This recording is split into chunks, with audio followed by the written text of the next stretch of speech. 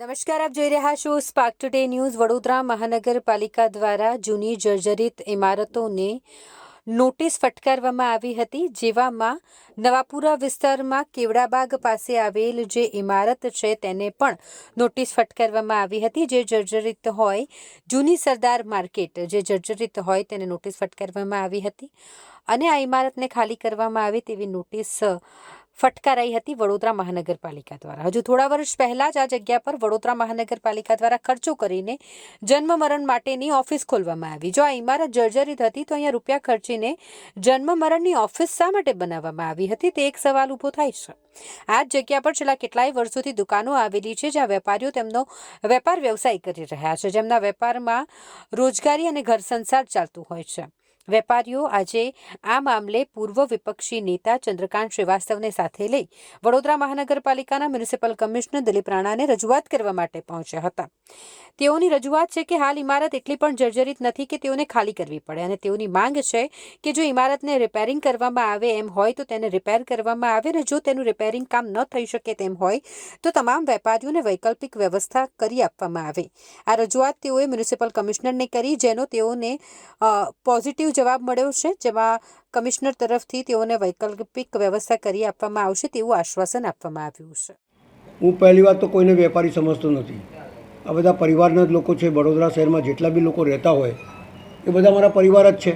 એમને તકલીફ પડે તો બત્તુભાઈને પકડે અથવા જેને બી પકડવો હોય પકડે, પણ એમને તો કામથી મતલબ છે કે આજે વર્ષોથી દુકાન લઈને બેઠા હોય અને એકદમથી કોઈ કહી દે કે ખાલી કરી દો અથવા તૂટી જશે, તો કોઈ પણ વસ્તુ કરતાં પહેલાં માનવતા પહેલાં જ કાયદામાં બી લખેલું છે કે માનવતા પહેલાં જોવાની.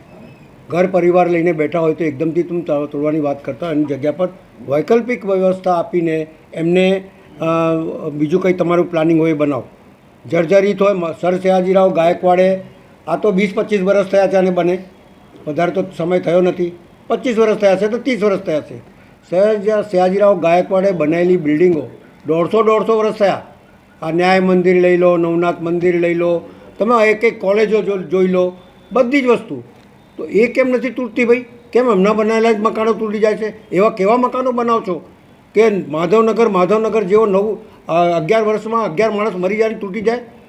એટલે મોટા પ્રમાણમાં ભ્રષ્ટાચાર કરીને વારંવાર તોડીને ફરી બનાવવું એ ક્યાંનો ન્યાય છે?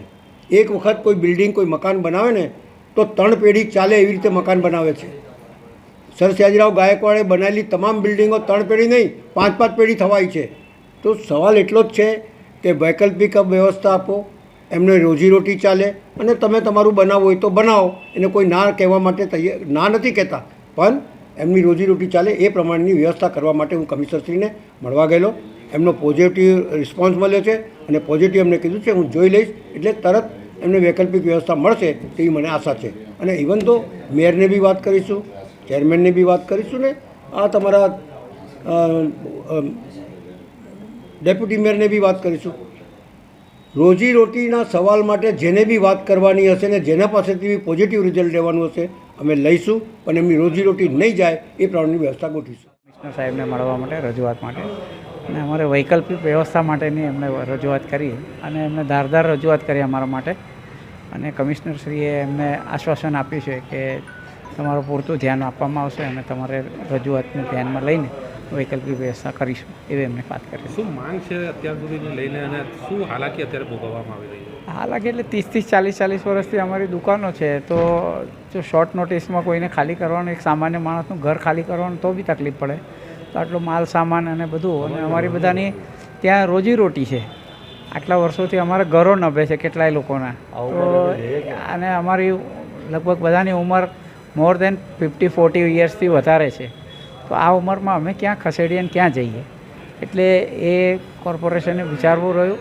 ખાલી કરવું અલગ વસ્તુ છે, મકાન જર્જરિત થયું છે તો માન્ય છે, પણ વૈકલ્પિક વ્યવસ્થા એ પ્રાથમિક દરજ્જો આપવો જોઈએ એના માટે સ્પષ્ટતા નથી થતી, એટલે અમારે રજૂઆત કરવી પડે છે. અત્યારે જે જવાબ આપવામાં આવ્યો છે સંતુષ્ટ છો તમે? અમે તો એમને વર્બલી જવાબ આપ્યો છે. હવે ભત્તુભાઈ જેવા માણસ વચ્ચે રહીને જવાબ આપ્યો છે તો અમને થોડું આશ્વસ્ત છે. અમે બસ. શું નામ? સંજય ભોકરી.